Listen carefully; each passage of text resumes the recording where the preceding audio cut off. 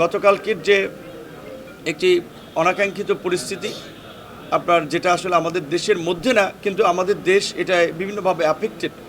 বিশেষ করে আপনার ইরানে আপনার যুক্তরাষ্ট্র এবং ইসরায়েল সহ তাদের যে সহচর যারা, তাদের আক্রমণের ফলে এবং ইরান যে তাদের একটা প্রতিকারমূলক ব্যবস্থা নিচ্ছে, মিডল ইস্টের বিভিন্ন দেশেও তারাও মার্কিন যুক্তরাষ্ট্রের বিভিন্ন ঘাঁটিতে আক্রমণ চালিয়েছে। তার ফলে আমাদের এই মিডল ইস্টে যে ব্যাপক জনগোষ্ঠী যারা ওখানে বিভিন্ন কাজকর্মে নিয়োজিত আছেন, তাদের নিয়ে আমাদের একটা টেনশন আছে।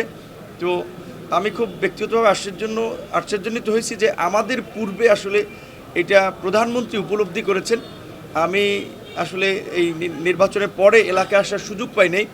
তো আসার পরে স্বাভাবিকভাবেই সকল মানুষের একটা উচ্ছ্বাস উদ্দীপনা, আমি একটু তাদের নিয়ে ব্যস্ত ছিলাম। আমার ফোন ছিল গাড়িতে, যে প্রধানমন্ত্রীর পক্ষ থেকে ফোন দেওয়া হয়েছে যে এই বিষয়ে খোঁজখবর নেওয়ার জন্য এবং আমাদের কী করণীয় সেটা ঠিক করার জন্য।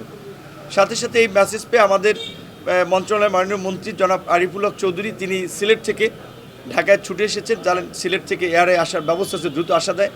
পটুয়াখালী থেকে তো আসতে যাওয়ার ক্ষেত্রে অন্তত আপনার 5-6 ঘন্টা মিনিমাম লাগে। তো আমার যাওয়া সম্ভব হয়নি এবং পূর্ব নির্ধারিত একটি গুরুত্ব মিটিং জেলা প্রশাসনের সাথে থাকায় এখন এই মিটিং শেষে আমি রওনা দিব।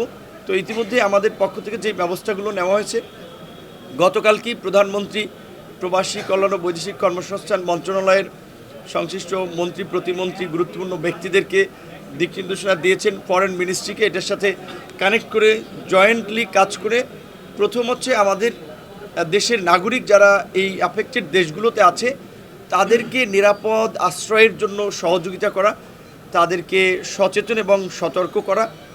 এখন পর্যন্ত আমরা উল্লেখযোগ্য খুব বড় ধরনের কোনো ক্ষতি আমাদের দেশের নাগরিকদের হয়েছে সেই রকমের খবর পাওয়া যায়নি। আপনার কুয়েতে একটি এয়ারপোর্টে ড্রোন হামলায় আমাদের দেশের আমরা যেটা শুনছি 4 জন নাগরিক আহত হয়েছে এবং আজকে আপনার আমাদের দুবাইয়ের আপনার কনসুলের ফার্স্ট সেক্রেটারি, ওনার বাসার এরিয়াতে একটা মিসাইলের বোধহয় আপনার আক্রমণের কিছু ঘটনা ঘটেছে, কিন্তু অক্ষত আছেন আমাদের ফার্স্ট সেক্রেটারি, উনিও অক্ষত আছেন এবং আমাদের যে 4 জন শ্রমিক তারাও মোটামুটি এখন পর্যন্ত খুব গুরুতর না, কিন্তু তারাও কিছুটা আহত হয়েছেন। তো এখন এই পরিস্থিতিতে আমাদের আসলে হাত নাই। গতকাল রাতে আপনারা জানেন বেশ কয়েকটা মধ্যপ্রাচ্যগামী ফ্লাইট বন্ধ, পরিস্থিতির কারণে বন্ধ হয়েছিল।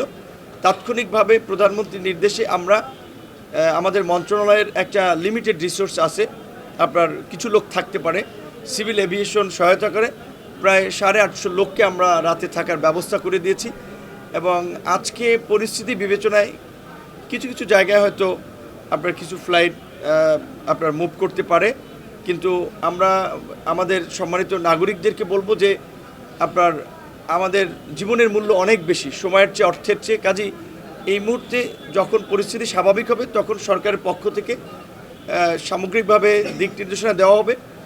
সেই পর্যন্ত তাদেরকে একটু ধৈর্য ধরতে হবে। আমাদের দেশের যারা নাগরিক এই দেশগুলোতে আছেন, আপাতত যেটা তারা করতে পারে, একটু সামরিক স্থাপনা যে সমস্ত এলাকা আছে সেই সমস্ত এলাকাগুলো থেকে একটু দূরে থাকা, পরিচিত ধরেন যারা আছে তাদের মাধ্যমে একটা নিরাপদ আশ্রয়স্থল, কারণ এটা তো তারা জানে যে বিশেষ করে মিডল ইস্টে প্রায় এই ক্রাইসিস হয়, এই এলাকাগুলোতে বম্বিং হয় বা মিসাইল অ্যাটাক হয়।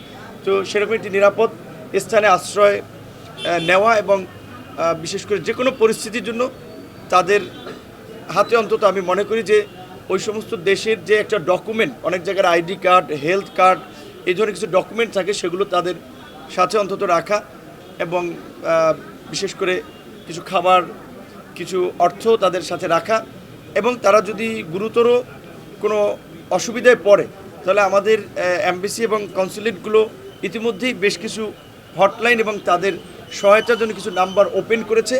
আমাদের প্রবাসী কল্যাণ ও বৈদেশিক কর্মসংস্থান মন্ত্রণালয়ের সোশ্যাল মিডিয়ার যে ফেসবুক পেজ, সেখান থেকেও আপডেট দেওয়া হচ্ছে, সেখান থেকেও আমরা কয়েকজন অফিসারকে ডেডিকেটেড করেছি। সুতরাং দেশে এবং বিদেশে তারা সব জায়গায় যোগাযোগ করতে পারবে এবং আশা করি যে সরকারের কমিটমেন্ট অনুযায়ী এবং বিশেষ করে প্রধানমন্ত্রী যেভাবে বিষয়টির প্রতি খুব নজর দিয়েছেন এবং উনি বিভিন্ন মন্ত্রণালয়কে ট্যাগ করে আজকে একটা কমিটিও করে দিয়েছেন, তাতে আমাদের নাগরিকদেরকে আমরা আমাদের সামর্থ্যের মধ্যে সর্বোচ্চ সুরক্ষা এবং সহযোগিতা করতে পারি।